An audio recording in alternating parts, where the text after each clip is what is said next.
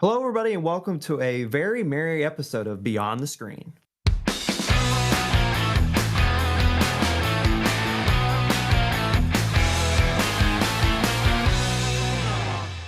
Welcome, everybody. I'll be your host today. My name is Ryan Gum. As always, with me is Jake Holtzclaw. Jake, how you doing? I'm actually doing great. I'm in the same room as Ryan. Do you know you might at home be listening to this and thinking, "Man, they sound different." That's because, well, one, we're sharing the same mic due to technical issues, and two, the effort that we've had to go through to make this happen is astronomical. We don't even live that far apart, but technologically, it was that. It was so Oh, it challenging. was fun. I wish you guys could see the setup right now. We got cables running everywhere. We're trying to figure it out, but that makes it the very merry holiday episode because We're here together. we're here together. We're sharing the Christmas spirit. We look like two guys surrounding a fire. So the mic in between us, once again, we're sharing one mic, is red. So it looks like we're just two dudes around a fire looking at each other intently telling a story. Yeah. So I think it's going to be a lot of fun. Thank you for joining us as always. And Merry Christmas. It is Christmas Day when this releases. So thank you so much for being here and spending, it's kind of crazy for you to be spending an hour or maybe half an hour of your day on Christmas listening to us talk about movies. But thank you so much. Thank you for bringing us into your home That's crazy, isn't it? Yeah. or your car. Yeah. Or Whatever you'd be doing on Christmas Day, that would be whatever speaker you're listening to this from. Thank you so much. Headphones, car speakers, or just TV speakers. Thank you so much. Anyway, we're going to do some quick notes. Today's special, we're going over our top three most underrated Christmas movies of the holiday season. There are a bajillion holiday movies. There's only three we're allowed to pick. We're going to say our most underrated list of three, not in any certain order, just the ones we pick. However, we do have some quick news that happened between Sunday and today in terms of cinema. So we're going to run you through that real fast. Christopher Nolan and Universal have announced that the acclaimed director's next project will be, in fact, a modern day take on Homer's Odyssey. Now, if you're unfamiliar with Homer's Odyssey, the legendary story, it follows the mythical action epic, or I should say, it is a mythical action epic following the lead character Odysseus and his decade-long journey home after the Trojan War. Jake, how excited are you for this project? I'm pretty darn excited. So we've got Robert Pattinson, we've got Zendaya, we've got Tom Holland, among many other actors. I can only assume those are the names that I know of. So I'm super excited because this is the first time we've seen it, in film. So yeah, I can't wait. And it's Christopher Nolan, obviously. So watch that on IMAX. Yeah, So Dwayne Johnson. Dwayne Johnson, watch this on IMAX. This is going to be the game changer. Now, here's the thing about this too: is we've been hearing a lot of rumors. We knew he was casting for something. We knew that there was a lot of big names. There's a lot that Jake had just described, but there was no, like, the story was really hidden. And I'm shocked that Odysseus hasn't been seen on a big screen before. And if it has, it's been almost like day one in the early stages of cinema, which was right at about a century-year-old now in terms of movies, the talkies, I should say. So there has been no modern day take, or when I say modern day, I don't mean as in like they're taking Odysseus and his story and making it in present day. I mean using present day technology to make an Odysseus film, because I would be shocked if Nolan made it a period piece. Yeah, this isn't Romeo and Juliet with guns. Right, right. Yeah. No, this is, when I say, again, when I say modern day take, it's with today's technology.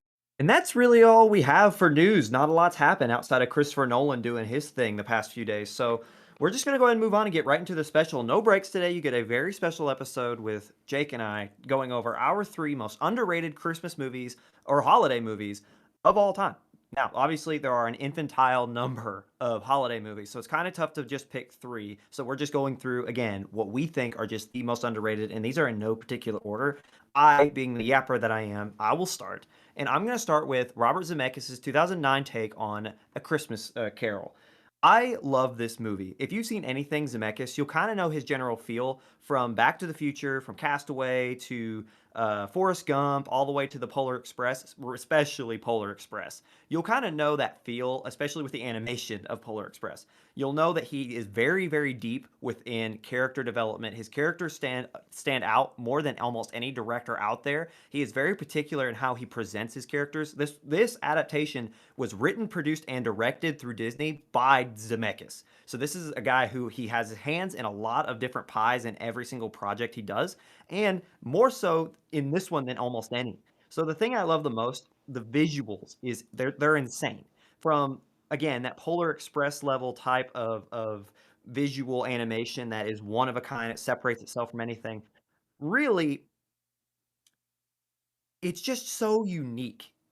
We all know the story. A Christmas Carol by Charles Dickens is the same thing it's always been. You have Ebenezer Scrooge getting visited by the three ghosts of Christmas, the past, present, and future, him realizing the bad in his ways, realizing he needs to change, realizing young tiny Tim will die without his help, seeing why he should be not so materialistic and should enjoy the holiday season, and so on and so forth. Nothing is different. However, I feel like this one is a lot more geared towards adults almost. The thing is about Dickens' original work is that it was a ghost story. It was scary. It was spooky. The whole point of it was to be kind of something you tell your kids to warn them about the dangers of being materialistic and greedy. And I feel like Zemeckis gets back to that. I feel like the whole point of the story, which is why it resonates with me so, is because it feels like, especially as an adult, it still hits despite knowing what's happening. You still feel like connected to this character as he's going about his journey with all of the different spirits. Obviously, with any take, there's going to be kind of your drawbacks. Specifically with me, the Ghost of Christmas Past. I don't know if you've ever seen what he looks like in this movie. So he is a candle. He's kind of the apparition of a embodiment of a candle. So he's like his head is the flame, and his body's kind of like the bottom of the wax as it goes down. And he's got arms that stick out, and he carries like I can only imagine it's like what you it's like a big version of a metal, almost like it's whatever you do to like an old candle to suffocate the flame. It's like a metal piece you put on top and it kills the flame. Mm-hmm. He carries a big one of those for whatever reason. And as he first appears, you have Scrooge in his bed, right? And he's like, oh, he's like pulling up his covers and he's like pulling it over his face. And it's just Jim Carrey. It's Jim Carrey motion captured. So that makes it all the more hilarious in this moment.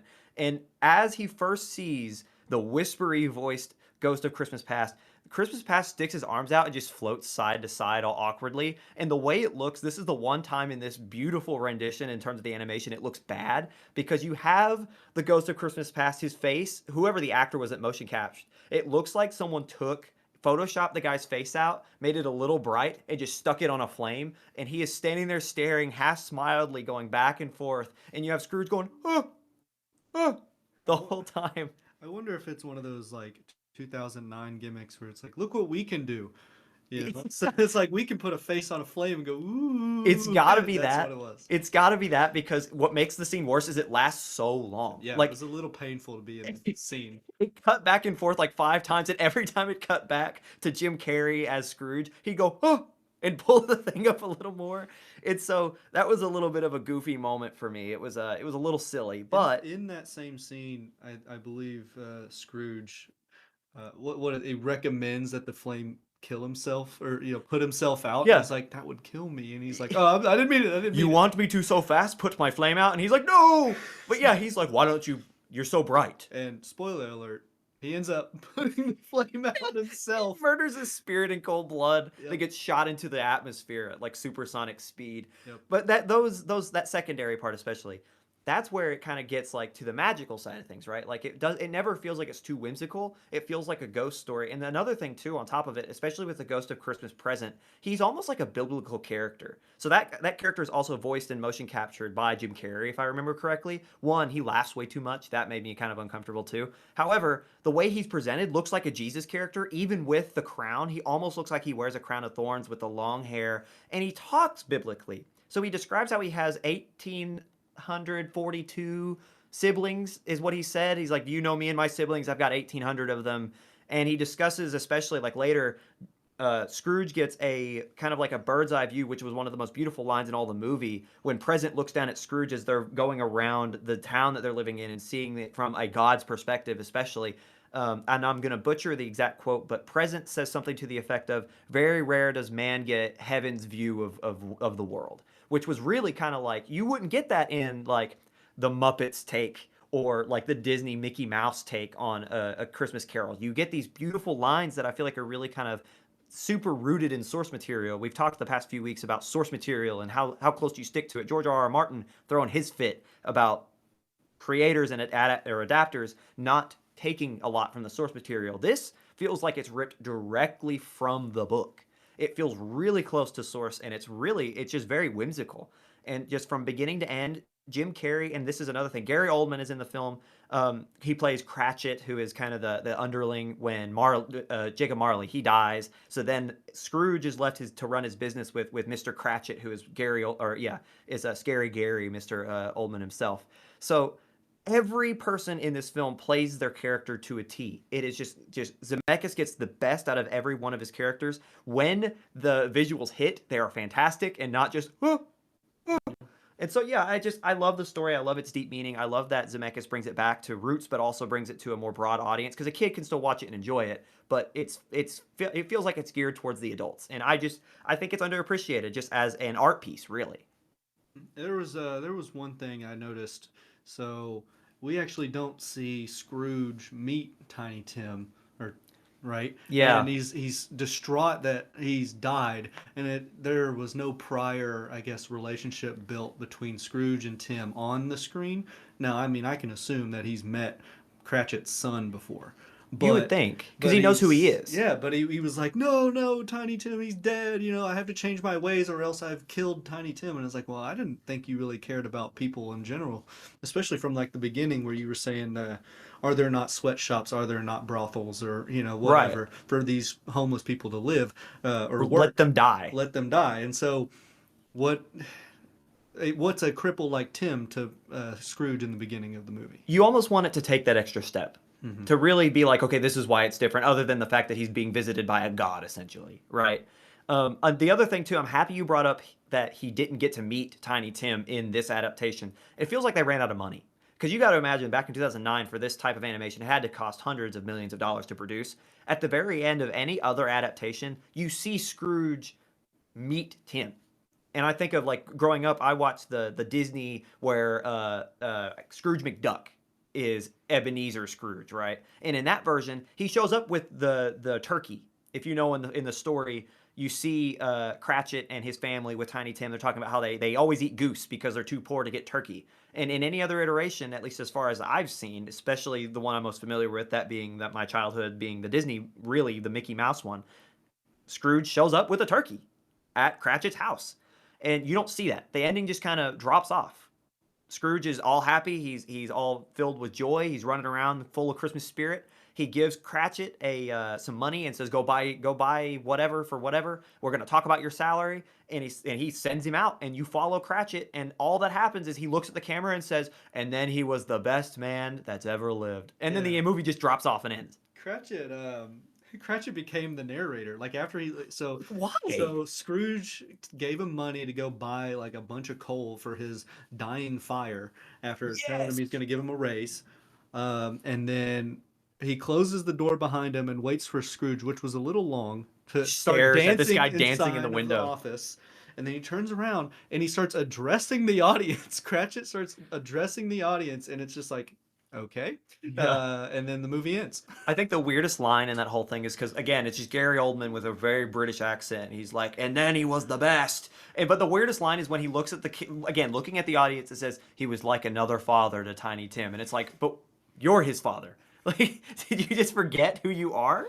So there are a lot of problems. Don't get me wrong, but it's still a journey. It is still when you watch a Christmas movie, are we really there to watch it for story? Let's be honest. That is kind of the icing on the cake for me for this is that you get a good story for the most part. Yeah. The best part for me is that you get this feeling of Christmas joy that I guess especially so A Christmas Carol is trying to perpetuate. So I love this movie. I think Zemeckis hit it right on the head with what it's supposed to be. I just wish it was about 15 minutes longer to develop those couple of scenes to be like, okay, why does Scrooge all of a sudden care besides the fact that he's being visited by gods? Why does he care about Tiny Tim? And here's your turkey. That's all I want to see. Just give me the satisfaction. It didn't. Little upset about that. Still underrated. Still a great film. So I guess it's on to me with my first one, and I'm gonna go off of your Christmas Carol. I actually watched Bill Murray in Scrooge from 1988, which is a modern retelling of A Christmas Carol with Bill Murray as Scrooge, but he's actually a like big TV exec, and so he's actually really dark on the comedy. He is not a nice man, more so than like Scrooge being materialistic. It is Bill Murray actually just being an ass, for lack of a better word. Um, and that's about it. So, and that's kind of what carries the film. I watched this, and I think it's one of those underrated films because it makes everything else look better, in a sense. So, A Christmas Carol with Bill Murray. It is directed by Richard Donner, who did The Goonies, and it's kind of told around the same way. I would argue Goonies is far superior. But mostly, this movie just has pacing issues. It's really weird because when you go with a modern rendition, you kind of have to introduce Bill Murray's character and how this guy is different as opposed to the regular Christmas carols. And so we see him putting on a commercial for their TV station's retelling of actually A Christmas Carol as well. And then he's like, well, let's make an ad with like guns and wars and things like that. And it ends up killing an old lady. And he's like, whatever. We'll run it even more. Bad marketing, guys. Don't do that. That is The coming from marketing a professional has marketing spoken. professional. I would say if an ad kills somebody, that doesn't mean you run more spots of that ad. It gave Okay, all me, right, all marketing right. police. I Okay. mean, prove me wrong. I want you. We'll see in the future if anybody does that. But Scrooge is just. I think it's one of those you turn on in the background while decorating a tree, and you laugh at Bill Murray's just one-liners, and that's really most of what it is. Bill Murray carries it. It's got weird pacing issues, but it's got this modern feel to it, even though it's 88. You kind of get the sense that that's what it would be like now anyway with these CEOs and stuff like that. So underrated. It's probably at the bottom of my list. Something I wouldn't tell somebody to go out and watch. I'd probably actually tell them to go watch the 2009 animated one with Jim Carrey, just because it makes it there's something about it that's better than the original A Christmas Carol, especially for kids nowadays that they're kind of engulfed in animation, and it just makes it an easier watch for them. I think the old one could probably be slow at times. Hmm. But yeah, Scrooged, probably not a lot of people even know about it. Yeah, so I guess I'm not as familiar with Scrooge, and you might have hit on this a little bit, but I'm just wanting to kind of go back on it. So obviously, as we talked about before, a lot of these A Christmas Carol always visited by Ghost A, B, and C. Is it more metaphorical in this, or is he actually like, is there actually points where he's actually visited by these spirits? Sorry, yeah. So there are the three spirits. He's visited by one of the spirits as it's a cab driver, and he's like unapologetically a New York cab driver, and so he's an asshole. He takes Bill Murray to several different pasts, I believe. Lets him relive this failed relationship. He's reliving like parts of his past. And there is also a Jacob Marley equivalent to the TV exec before Bill Murray's character, and he died in a golfing accident. And we see a golf ball come out of the back of his head. Oh, And it's fantastic. grotesque. He's like a zombie in this one. He's not a ghost. He's a zombie, and he drops Bill Murray out of the top floor of the building. So it was, and that's kind of the pacing thing too. It's like, oh, good Lord, get on with it. And then Ghost of the Present is kind of like a Glinda from Wizard of Oz fairy. And she is abusive. She like slaps him around, and that's kind of how she brings him from one scenario to the next in the present. So he goes and he sees like his nephew from the regular A Christmas Carol. I think it's his brother in Scrooged. Yes, he And doesn't have a name. He just calls him nephew. right, and so this guy has a name. It's his brother, and he's having like kind of the same party, but it's 1988, so they're playing like charades or something. And he's like, "I know all of these answers to the TV thing, all these TV questions or the charades."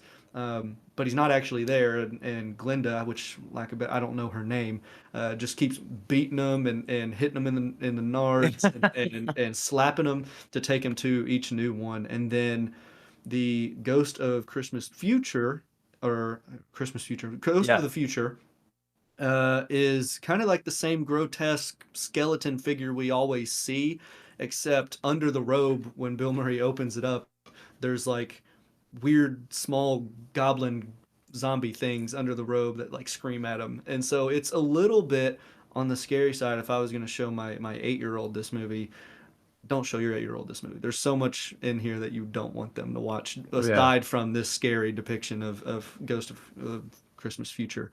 But yes, it is doing its best to do a modern take. And Bill Murray is super mean to like the homeless, and I don't know why this woman takes him back to begin with. After he just seems to have a nervous breakdown from all these ghosts, because it's not one night in Scrooged that Huh. this takes place. It's like noon on this day you'll be visited, and then it gives him the whole day, and he's an asshole even after meeting the first ghost and then the second ghost, and it's not the third one where he's told he'll die and he's actually burned alive. If you want to see Bill Murray burned alive, this is the movie for you.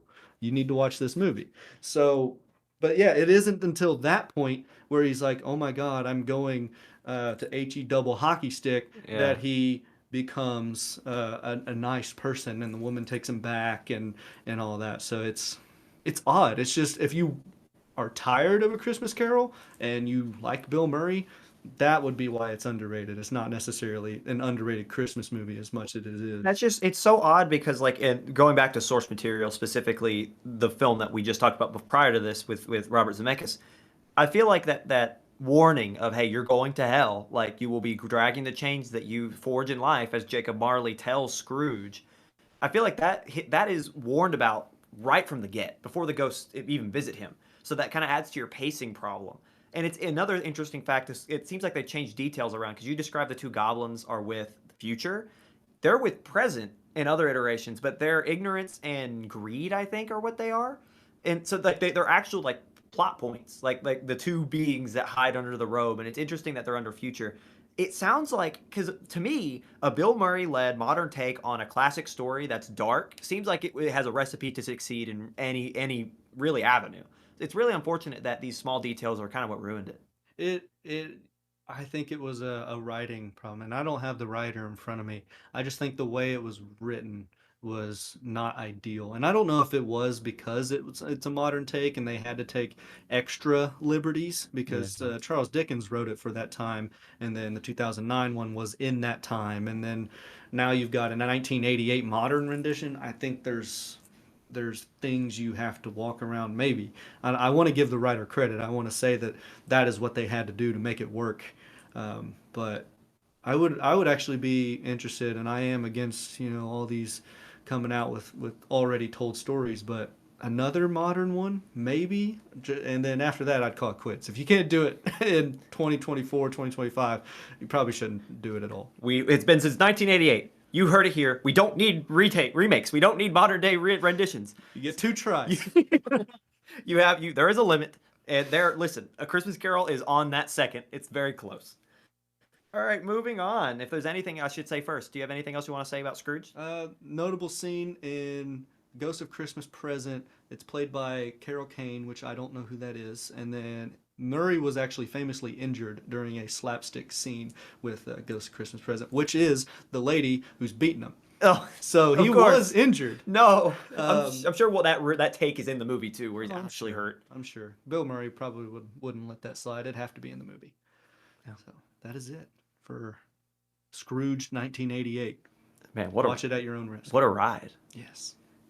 All right, so I'm gonna move on. My now these aren't in any particular order, like regardless. But my second most underrated film, if we're gonna call it that in terms of a list, actually, I wasn't going to pick this movie. I do love this film, but I was discussing this very topic with one of my friends outside of the pod, and I was saying, yeah, this is the segment we're going to do, and I'm deciding between these 5 or 6 movies, and I got to whittle it down to 3, and I'm not sure. And I listed one of them, and this person, and you know who you are, and I'm not going to name drop, but you're going to be listening to this, and you're going to be laughing when you hear what I'm about to say. He goes, "The Santa Claus 3 might have been the worst film I've ever seen for a holiday movie." And I was heartbroken because that was the first Santa Claus that came out when I was like conscious. So it was like I was 5 or 6 years old when that hit theaters, and I love that movie to this day. So he says that, and as I'm trying to watch the rest of these films, I'm like, I can't just not pick this now.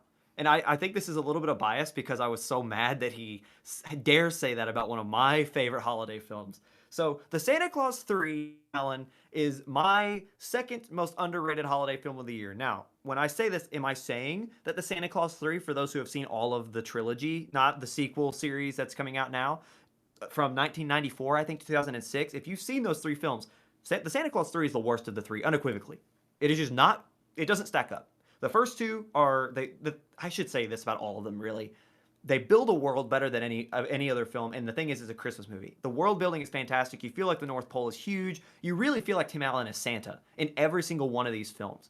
And the thing that irks me about the Santa Claus 3 is that because it doesn't stack up to the first two, which were so classic, they're so memorable. They have all these moments, and the Santa Claus 3 doesn't necessarily.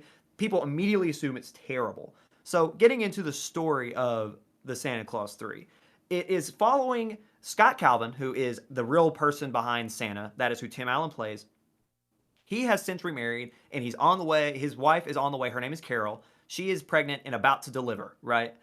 All of this is coinciding with Christmas. So you follow the entire story is Scott Calvin trying to, one, be a better dad than he was the first time, as he says almost verbatim in the film. Be there for his wife, who is freaked out that, as she says, quote, I don't want you to be delivering while I'm delivering. So he's hoping that everything pans out. He's trying to plan for Christmas. It's Christmas Eve. And on top of it, the in-laws are in town because he's trying to make sure that his wife feels seen and loved while he's super busy, which, one, your husband is Santa and it's Christmas Eve. Why are you so pressed? Why are you so mad? Like I feel like I watched it back, and it's like, I can completely understand you being isolated, you feeling isolated, surrounded by elves and all these magical creatures, and the only other human is the guy who can't be near you. I can understand that qualm. But then he brings your father-in-law, or his father-in-law, your dad, your mom, and other bunches of family to say, hey, you have these people around you. I'll be around you when I can. Give birth before I go, or else I'm sorry. I don't know what else he's supposed to do because he's literally Santa?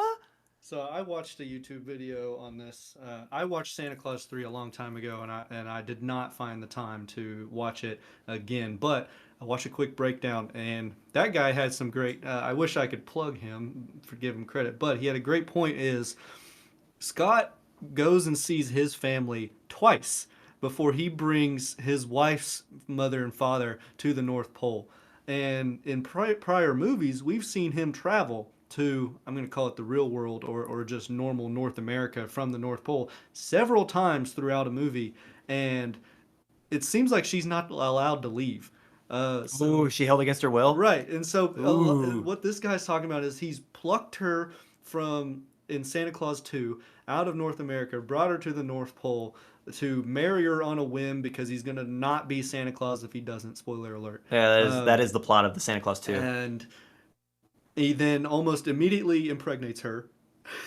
Okay, hold on. It's been a few years, Has it not been a few immediately. years? Yeah, Okay. yeah. So I take that back. It's not almost immediately. Santa got busy and He said, "You got must never immediately leave." busy. And then she hasn't seen her family for a long time, and that's even pointed out when Santa Claus goes and gets them. Which, might I add, he took Sandman there and knocked him out to bring them to the North Pole. Hold on. No, you gotta. They didn't know he was Santa. The whole that was another big plot point of the Santa Claus 3, which is a perfect kind of segue back to the story.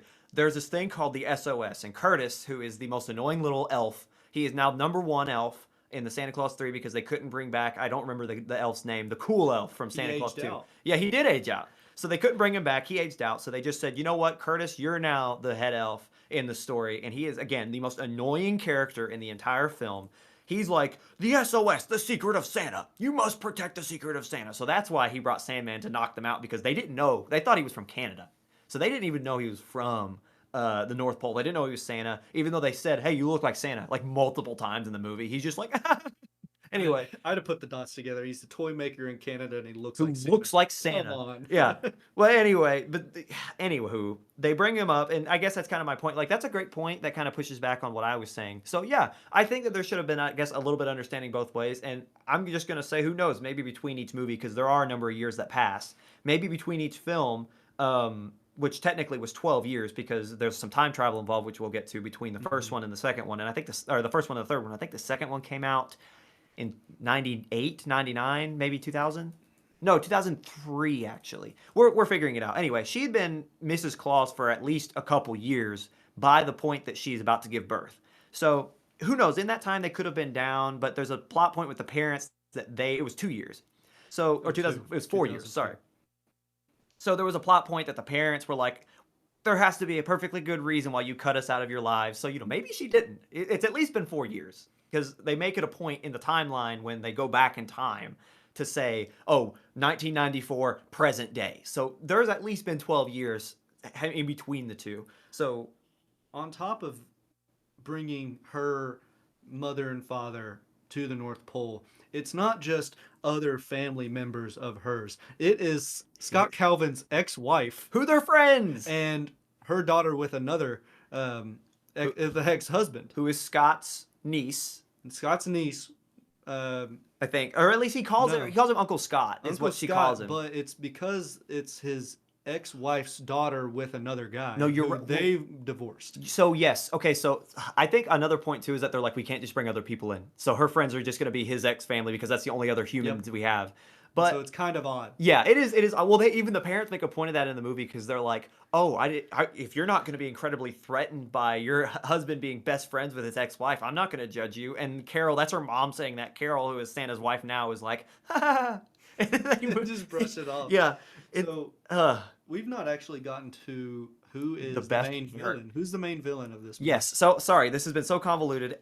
Just to all the plot points we can poke, there are a lot of holes in this. As I said, it's the worst of the three, but I still love it because it's still whimsical. You've got, just to rehash, Scott Calvin trying to grasp Christmas with family and the birth of his child that's about to happen on Christmas Day, blah, blah, blah. While all that's happening, Martin Short as Jack Frost is in the building. He shows up at the North Pole because he's actually about to be suspended from the League of Legends, I guess is what they're called. I don't remember what they're exactly, not the video game, but like essentially what happens is Santa is a part of this like league that you see in the second movie. It's got Mother Nature, Father Time, the Sandman, as we've already talked about, Cupid, Tooth Fairy, Easter Bunny, and Jack Frost is in there. And so what's happening is they're having an emergency meeting at the North Pole because Jack Frost is putting up a bunch of Jack Frost promotional items across malls in the Northwest. He's trying to get his own holiday. Yes, he's trying to usurp Santa. He was accused of crimes to usurp Santa and to take Christmas from Santa, so they're going to suspend him. And so Martin Short, who is hilarious in this movie as Jack Frost, and plays a great villain. He's kind of the dad of like media, but he is so funny and he is so good at just being conniving. His Jack Frost was actually really good. But instead of getting suspended, Jack is like, what if I just become Santa's helper? And instead of anyone seeing that as a problem when they're already trying to accuse him of trying to take Christmas, they're like, oh, that's a great idea. And so they just give it to him instead of being like, well, maybe not. Like, for example, the reason they're trying to suspend him is because he calls it Frostmas. Yeah. Instead of Christmas, so I don't know, that short-sighted, whatever. They make him Santa's helper for the holiday season to try to help out the loaded hands of Scott Calvin. So the entirety of the rest of the movie is Jack Frost learning about the escape clause, which is the name of the Santa Claus 3, the escape clause, which essentially says if you are Santa and you don't want to be Santa anymore and you wish you were never Santa, you can get your snow globe, which every Santa, apparently, this is lore they just dropped specifically for this movie. You get your own snow globe and it is dedicated to you and your time as the big man. And if you grab a hold of the snow globe and you say, I wish I had never been Santa at all, you will get transported back to the time that you became Santa, which was you putting on the red coat for the first time, and you could just not do it. And the rest of the whatever time that passed between when you did it the first time and when you wish to not do it never happened. So time can rewrite. Jack Frost figures this out, makes sure everything that could go wrong does, and then essentially steals Santa and Christmas from Scott Calvin. And he then goes on to what's the worst thing you could do to the North Pole, the secret of Santa, and Christmas as a whole? You make it capitalism, I guess. It became Disney World. Yeah. He's like, capitalism. I'm bored. I don't want to take presents to people. Woo! They're gonna come to me. So yeah, I think that's just funny. It's like, what is the worst thing that Jack Frost can do? He doesn't world domination. This man is literally a super villain at this point. He is Santa. He is Jack Frost. He has a really cool thing where before he's even Santa, and it's a really cool effect. When Jack Frost goes to breathe snow or breathe ice, his face turns blue, and it's crazy. Like, and he can freeze anything. Santa can still do this when Jack Frost is Santa. On top of it, he's got these magical elves who can do anything. He's essentially, when Scott Calvin becomes Santa, he gets these magical powers to build anything he wants. Jack Frost would, in theory, have these powers while also being the god of ice. He just does. You know what? The worst thing the writers could come up with, that this evil, conniving character that we've kind of been painted to see to this point, the worst thing he can do. What if he like used capitalism on the North Pole? That's all he did, and I think that's so funny. Anywho, That's actually scarier. yeah, yeah, that's the worst part. Yeah. I would like to also poke another hole, and let's not go on a tangent on this. Is where is Jack's wife?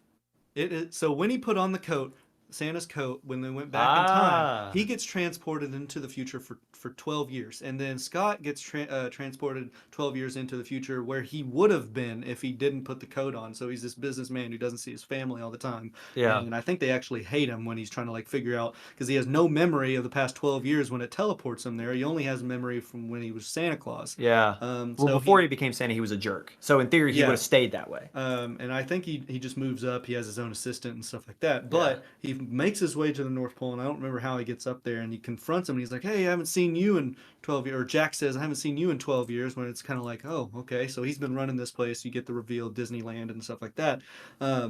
There's no Mrs. Claus. How did he skirt the rules of the second movie? Yeah. There's Yeah. no Mrs. Frost. Again, these are things that have just been completely. Yeah. And once again, the worst of the three. I still love it. Okay. I still love it. I don't care about plot points. We'll talk about plot holes all we want. Okay. So moving back to the story, Scott steals Santa Claus back and is Santa again. And I guess a plot point we missed earlier is, remember that the niece, or I guess I should say like Scott Calvin's son's half sister, who is his ex-wife's child with a new man, that they bring up because it's weird. Yeah, so her name is Lucy, and they made it a big point throughout the entire film to say, "Oh, you have the most magical hugs in the world. They're the most warm hugs ever. They're magical."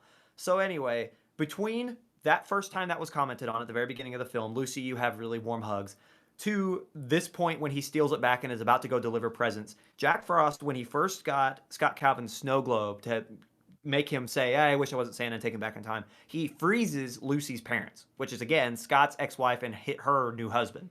So Lucy's parents are frozen, could be dead. Well, yeah, that kills people. Yeah, no one knows. They could be dead. So anywho, they wheel the parents out. The elficers, as Santa calls them, which are just cop elves. The Children the in 12 uniform. the 12 shows up with Scott, or with Jack Frost. Shows up. Jack Frost could freeze them at any point. Doesn't. It's just like, ow, when one of them like rings his wrist, and it's really funny. So they bring out the frozen parents, and they're like, "Jack, unfreeze him." And he's like, "I can't. I'd have to unfreeze myself, and I'd never do that." All bratty. So then Scott, looking around, he asks Mother Nature if she can warm him. She's like, "Magical powers don't work on other beings," which I think is another plot hole somewhere. Has to be, right? Anywho, so they're out of options. What does Scott Calvin do as Santa and his all rosy cheeks and big white beard? He looks at Lucy, and he leans down, and it is the funniest scene in the whole movie because he looks at her with a small smirk, and he's like, "Why don't you go give him a hug?" She's like big-eyed looking at him like, "You think it'll work?" And he doesn't say anything. He just smirks and goes again, without saying another word, just nods his head towards Jack Frost like, give it a try, kiddo. We got nothing else." And it is the funniest moment in the entire movie because it's the dumbest ending, and the idea that Santa was like, "Well, if it doesn't work, at least you tried." That was actually the Hail Mary. If that didn't work, that was it. Yeah, they were dead. Yep. So, and the thing is, there's not a bad idea to think they're already dead. And so he's like, "Hug the guy that killed your parents real quick. See if that makes you feel any better." And it's just, so anyway, she slowly walks up to Jack Frost, and Jack is like, "What are you gonna do, cute me to death?" And then she hugs him. She bear hugs him, arms in and all. And he goes, "Yee!" And he starts melting. And for whatever reason, he gets elf ears, a white suit, and brown hair. And during this whole thing that's happening, he goes, "What's happening?" And she goes, "I'm warming your heart," all annoyingly. And he goes, "But they said it could never be done," as if that's what he wanted from the beginning. He made it very apparent he liked the way he was. So for that point, that line was so annoying to me. This is the one part of the movie that I absolutely hate because I'm like, dog, Come on. did you run out of ideas? So anyway, he unfreezes. He's like, "I think I like it." They turn around, parents dethaw. They're all like, brrr, like rubbing up, and they're like alive. Christmas is saved. Right after this, Carol gives birth, And all on Christmas Eve, right before Santa's got to go, he then books it in theory across the world, delivers the presents, and all is jolly in the world. And you know what? Despite all the problems, despite the crappy ending, despite the loopholes, I love this film. And I probably just convinced a lot of you that it is still as bad as what I came in. And I don't care because this movie gives me a lot of joy. It's directed actually by the guy who directed the sequel. He didn't direct the first The Santa Claus. He directed the Santa Claus 2 and the Santa Claus 3. Michael Lembeck. Now, this guy, you kind of know his style outside of those two. He also directed The Tooth Fairy with Dwayne Johnson in 2010, which was another one that I watched randomly as a kid. That one is actually a terrible movie. So this guy just doesn't necessarily make the best. However, I love this movie. I I don't think know. Have you seen Tooth Fairy in IMAX? I should give that a try It actually. might be a game changer. But no, there's not a lot going for this. I won't even lie to you. As I'm sitting here talking, I'm getting more and more discouraged because I think I've just convinced you guys not to watch it. However, I love it. It I is will say, watch all three straight through, binge all three Santa Clauses, and I think it might be worth it. It is so, but it's so fun. It builds upon the world. The world still seems as big. The chemistry between Martin Short and Tim Allen is just amazing. Like they play off each other really well. Again, Martin Short is a great villain, and Tim Allen is great as Santa. He's always been great as Santa. I think that the one-liners and the quips are really funny. The story is not bad until the end, even with the plot holes. Because the thing is, again, you're not watching a Christmas movie for the story, right? You're not watching it going, does she live? For a truly Christmas movie. We're not watching Die Hard, which is a Christmas movie, but we're not watching Die Hard. We're not watching blank but blank. We're watching The Santa Claus. So I still think it's supremely underrated, and I do love this film. All right, moving on to my second, and I don't think I have a particular order other than this is the animated movie I watch. It is Claus from 2019. It is a reimagination of the origins of Santa Claus. So it is told through the story of Jesper, which is our main character. He's a spoiled, reluctant postman, son of the director of postal in this kingdom, and he's sent to a remote town where there are two clans and families that like hate each other, and they like actual battles ensue in this town with cleavers. Like they're trying to, it's a little what's it called, squash and stretch or whatever, but we don't Mm-hmm. actually see a lot of violence. We don't see the blows of the cleaver. There's no blood, anything like that. But it's like they're fighting with sharp weapons, and so he's tasked with mailing 6,000 letters on this island to, I guess, regain his silk sheets and the favor of his father, so he doesn't get cut off because he's a little bit of a daddy's money kind of guy. So he ends up befriending this woodsman named Claus, and he has a bunch of old toys, and he's devised a plan to mail toys between kids who write Claus a letter, and Claus will then deliver the presents in the night. And of course, there's always some kind of a dilemma where they find out that, oh, this is just a ploy for you to go back home and get breakfast in bed and stuff like that. You didn't really care about us, kind of deal. So that makes it somewhat predictable. But J.K. Simmons voices Santa Claus, which is awesome, and he doesn't talk a lot, but when he does, it just that's what makes it hit even harder. Mm. Because J.K. Simmons just hits home runs every time he speaks in this movie. The art, the design of the characters is another thing that stands out to me. I don't think I've seen this movie before, but when I did, I kind of like I looked up and it's like, what are some underrated movies? And I saw this and I was like, I remember that coming out 2019. That was not that long ago, and I don't hear a lot of people saying they're watching Claus. You know, it's always Christmas Carol or Polar Express, like the big ones. But I think that this one with just this different telling of Santa Claus and the Christmas spirit changes people. And I think there's a line in the movie, and I can't remember it now, but it's like a good deed sparks other good deeds is basically what the premise of Claus's quote is. So it inspires like the whole town to be nice. Yeah. And it's a great movie that captures that Christmas spirit, and it ends really well. It ends with Jesper, of course, staying and growing old and having kids with the school teacher that helps them out, and he in. I won't spoil it. I don't want to spoil it, but he says, and I still get to see my friend once every year because Santa Claus, Claus becomes Santa Claus and he gets to see him every year. So I think it ends beautifully.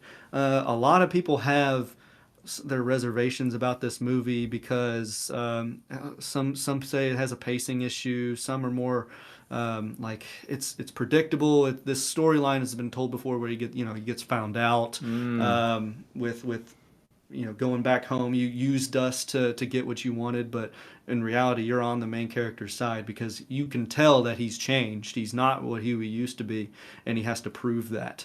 And then some people say the side characters don't get much depth, but like it's really about the relationship between Jesper and Klaus or Claus. Um, Yeah. So this is another one that I'm super unfamiliar with. However, I have seen it gain a lot of popularity this winter season, just online. Like I've seen people talking about it, but not a lot, like you're saying. And the thing is, I didn't even know how stacked the cast was. You talked about J.K. Simmons being Santa himself. You got Jason Schwartzman as Jesper. You've got Norm Macdonald as Mogans, and it goes on and on. And something that I think is really interesting about this film is the director, who's Sergio Pablos. He's the guy who created the story for Despicable Me, yeah, the and original. I was gonna get to that eventually when and somebody wrote it.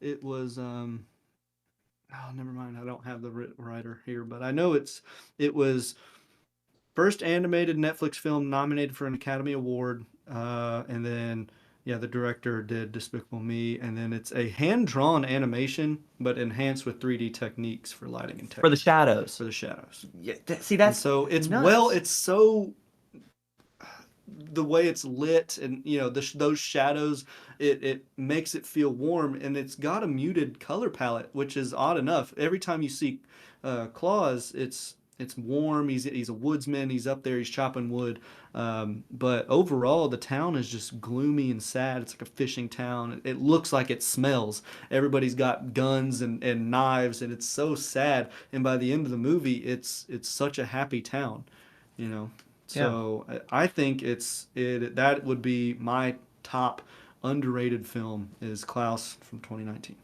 Yeah, this is going straight to the top of my list as a potential watch because again, I had only seen bits and pieces online and it just seems like now that I've kind of seen who's involved, who's cast and kind of the general story from what you've given, it just seems like such a whimsical tale. So yeah, I'm excited to put that on my list.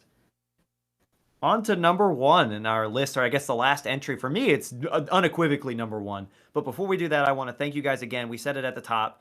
Thank you for spending this holiday season with us. It kind of means more than I can describe, and I know the same with Jake here. We're just two dudes who have a love for all things film, especially, but media in general. We're nerds. Went to school together, graduated like what 6 months apart. Hmm. We like this guy. This is a guy that I love dearly, and I'm just thankful I get to do this with him, and I'm thankful that you guys get to hear what we have to say, but also just that you take the time, especially in the holiday season, to listen to us. So thank you so much. Moving on to my number one. I think this is, again, as I said before, this is the most underrated holiday film because it's not quite just a Christmas film. It is a holiday film.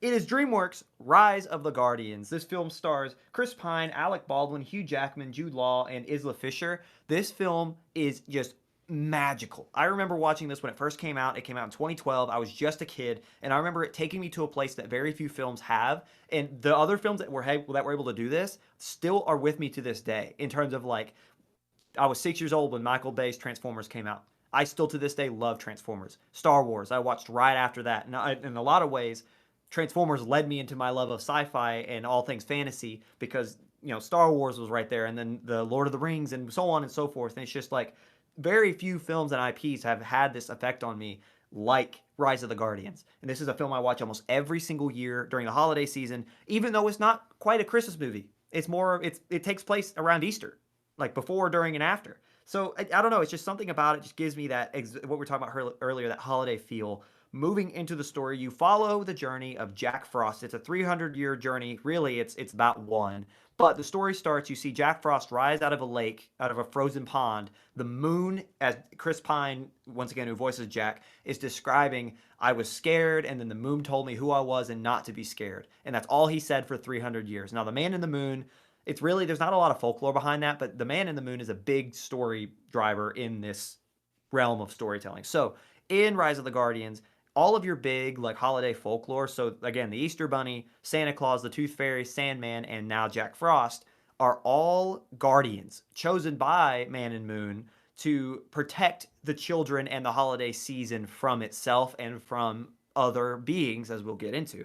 So as Jack Frost is trying to decide who he is, figure out what his center is, that's a big deal. As Santa takes him aside after he is chosen, Jack Frost is chosen by Man and Moon to join the other four as a guardian, mainly because, as I said, other beings, Jude Law's Pitch Black, or the Boogeyman, shows up to threaten the holiday season and make kids not believe because, we lose our powers if kids don't believe in us, So Jack Frost, who is hated by the other Guardians because they see him as just he freezes pipes and he causes runny noses to them. So they see him as less. This is just a kid who doesn't know about his past life.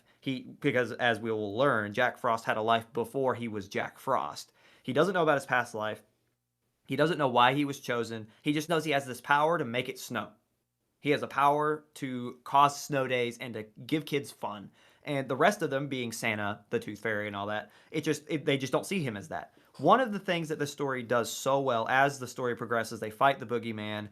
Jack Frost learns who he is. They save the day. It's kind of a really straightforward narrative from the A standpoint because you have multiple stories going on. This is one of the most unique and original takes on anything folklore I've ever seen in my life. So at the very beginning, when Pitch Black shows up as like a dangerous figure to these characters again, Santa, or they call him North. They don't call him Claus. They don't call him Nick. They don't call him Santa. They call him North.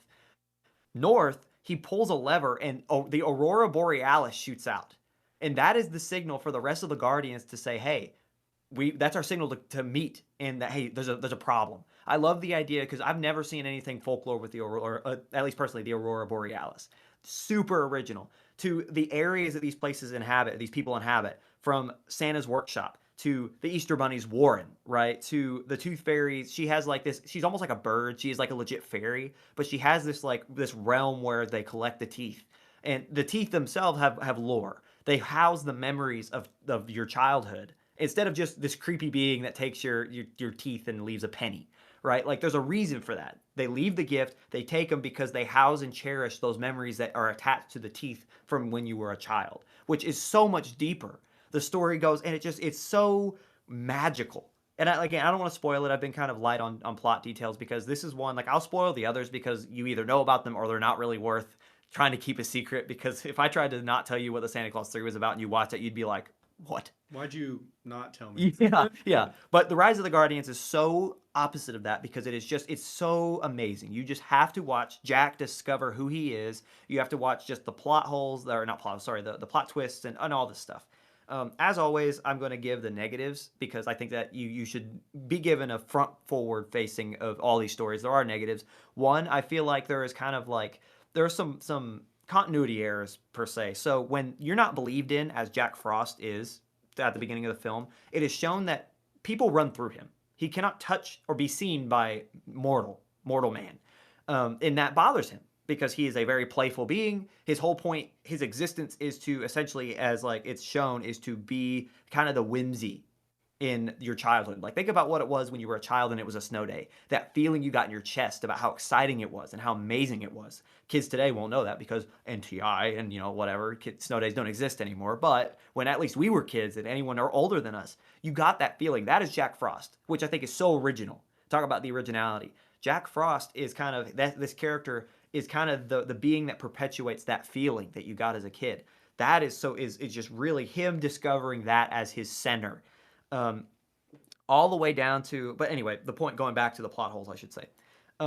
When Jack isn't believed in, he gets run through. It's kind of like, it looks like it hurts him emotionally that he can't be seen. Later in the film, Like he legitimately is phased through by these kids. If he goes and says hi to them, they run through him, running on, and they go straight through him. Yeah, he's like, they can't see him. Yeah, and so there's a part in the film where he is tasked with taking a little girl home, and he carries her to her bed.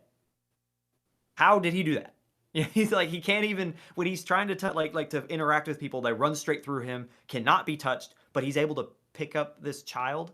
Like there are other parts where he's able to manipulate the physical world around him, but when he's trying to get people's attention, they run through him. It just is really weird. Um, Well, she's a younger kid too, so but she didn't see him when was this in the movie? early. Towards the front. Yeah, Okay. maybe a little bit closer to the middle. Like Mm. he was well beyond like you. There's a point where he is believed in, and There's a level of knowledge I think that it takes for him to be seen because I think there's another boy character, there's another kid who ends up seeing him because his mom told him that Jack Frost was gonna nip at his skin or something like that, yeah, and he's like Jack Frost, who's and that? then he somehow ends up believing him, and Rise of the Guardians is not fresh on my mind, but he somehow believes him, and then that's when it's revealed. It's like, oh my God, you can see me, Right. kind of deal. Um, And that little girl he carries to the bed is this kid. Is that kid's sister? she's somewhat like She's I'm not young, going to say nonverbal, but she doesn't speak a lot. She just kind of giggles. very And young. so there's not necessarily a way that she would know who Jack Frost was. Yeah, like she's not even like conscious yet. Yeah. So it's like it's just weird that he was able to hold her, especially in like once again you add on to it that he's able to manipulate other physical things. There that line is very gray. So that was kind of and that's such a nitpicky thing. The other thing is and there's a couple. The second, or I guess I should say there are three. The second of my major problems is Jack Frost, despite not being believed in, is very powerful. But when the other beings start having the same issues, they get really weak. So it's just like, okay, so does non-belief completely curb your powers? Does it kill you? Or is that just something that only affects those who have been believed in for a while? Because it's odd because when Jack isn't believed in, he is still the strongest of the five. But when, let's just say the Tooth Fairy gets, like, she can fly, she's a fairy. When she stops being believed in, she cannot fly anymore. Jack can still fly. So it's odd that, like, another continuity error that I'm just like, oh, like, Yeah, like the snow should melt and it should be raining all the time and not snowing and things right. like that. And he shouldn't be able to manipulate frost or icing or But you see anything him like do that. these awesome powers the entire movie. Yeah. So that's another odd one. That's just kind of again kind of being nitpicky, but it's like when you're watching it from an adult perspective, it's like where's that gray area? Like there's a line that you guys are describing, but you go back and forth on it all like the entirety of the narrative. The third one, Pitch Black. So Pitch is essentially the opposite of the absolutely amazing character that is the Sandman in this film. Again, the most unique take on the character I've ever seen in my life. It was my, like, he's my favorite character in the movie. He's so cool. Yeah. Like And he doesn't talk. No, he doesn't say a word. He doesn't even have a voice actor. Like he's so unique. He's mute, but he's just obviously like when you think of the Sandman, if you can imagine what would be the coolest way to portray him, that's how they do it. Yeah. And he is the bearer of all things Imagine dreamy. Spider-Man, what is it, 3? Yes. Spider-Man 3 Sandman. Yes. But he's whimsical. Yes, short, whimsical, very powerful. He glows gold. He's Yep. made of this gold sand, and he is just so he's part adorable, but he's also like really witty. Despite not being, if you're able to portray that in a character without him having said one line, You've done something right. and they do it. And so it's so cool. But his big power, he's Sandman. So when he is manipulating, so he can make like a whip out of like that's what his main weapon is throughout the film. Is like it's like a whip of sand that he's able to sling and grab things with. It's gold. Boogeyman or Jude Law's Pitch Black throughout the entire film, his main weapon of choice is a black sand version of Sandman, which would make a lot of sense because he is kind of the harbinger of bad dreams. He's the shadow. So it makes a lot of sense for him to be the opposite of Sandman, which one, you want to see them go back and forth more. They don't really. Like you could tell there's something there. Until they do, and it gets sad. Yeah, really quickly. Yeah. Or it ends, or the film just yeah. ends. And so my other problem, and this is the last bit, and if you can tell, this film has the least amount of problems of any of them, at least for mine. And the issue is the Boogeyman's powers are so capped.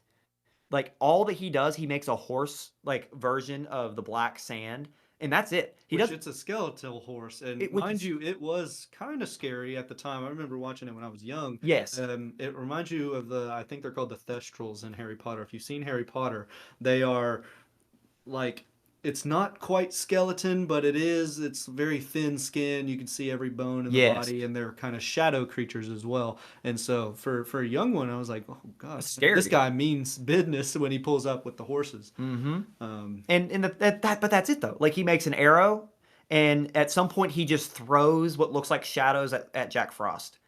And that's it. That's all you see of this amazing power. And the thing with Sandman is he makes everything you can imagine with Yeah, his he sand. a plane, Yeah, other. I mean, a among other train, things. like Yes. he's made other horses, unicorns, like he so you see kind of like you get this idea of like, okay, Sandman is this being. Like he's probably one of the toughest of them all, or the strongest anyway. And then you see the counterpart to him who has a very similar power dynamic and he doesn't do much. And you can call that lack of imagination between Pitch Black and the character that is Sandman. That'd be kind of cool.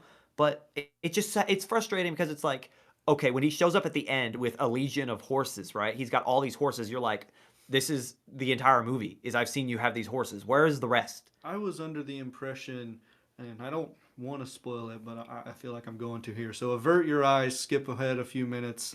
Cover your But ears. Pitch Black, the boogeyman, does end up um, killing the Sandman. And I was under the impression as a kid, and I still am kind of, is did Pitch Black not get a power up from doing that? I thought he had taken his sand. No, no, he doesn't. He Okay. just he dies, and then so he gets more powerful because the belief starts going away in the rest of them, and I think it's meaning to insinuate that the belief is starting to go towards him The because more negative thoughts from kids is it the more powerful he gets. yes. If Okay. well, if you're well, they also this is another point too is that they insinuate that he was believed in, but the Mhm. thing is, why is the boogeyman not believed in? Because regardless of how old you are, and if you don't call it the boogeyman, you're scared of the dark, Yeah. which is kind of what he is. So it's like, but I think that that was what it was insinuating was that more kids were being scared of the dark and having bad dreams than they were having good dreams or having the positive folklore. Mhm. So he got more powerful, but I never assumed he absorbed Sandman. But that's a good point. He could have. But then, yeah, we're not going to get there We're because not that's gonna going to get spoil into so it. much. But So, watch this film. yep, and you this is the point where you skip to I didn't give you a time code to begin with. That's my fault. But I'll figure it out. whatever. I'll figure it out.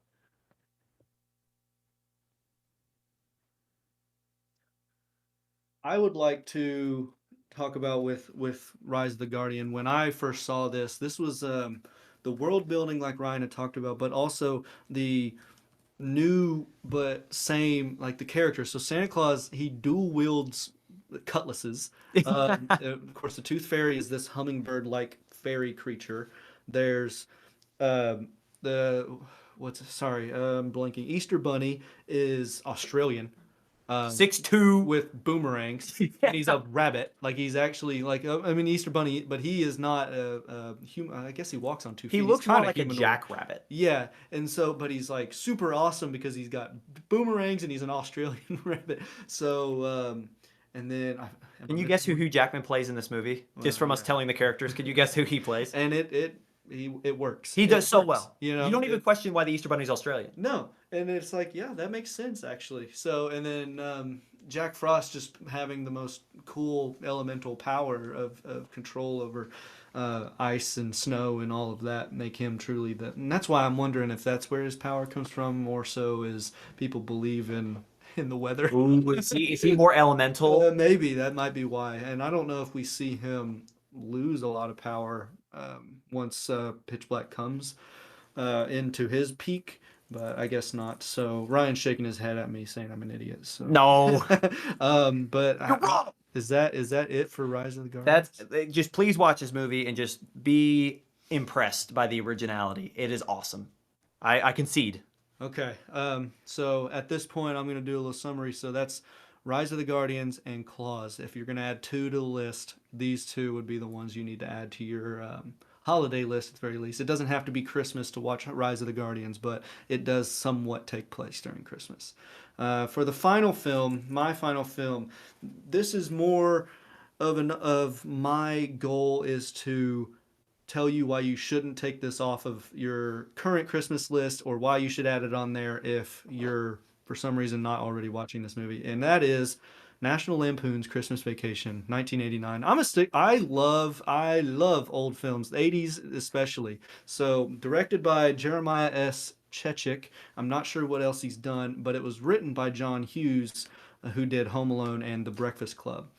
So, this film follows Clark Griswold, and it's told in like an episodic nature, and where each scene or each episode basically in this movie is a problem that you see Chevy Chase's character Clark Griswold have to be extravagant. He's like the hyperbole of somebody who wants the most grand Christmas gesture. So he has to go get this real tree and he goes and gets it and he has to chop it down himself and then he takes it home on this crappy Ford Taurus minivan hatchback thing.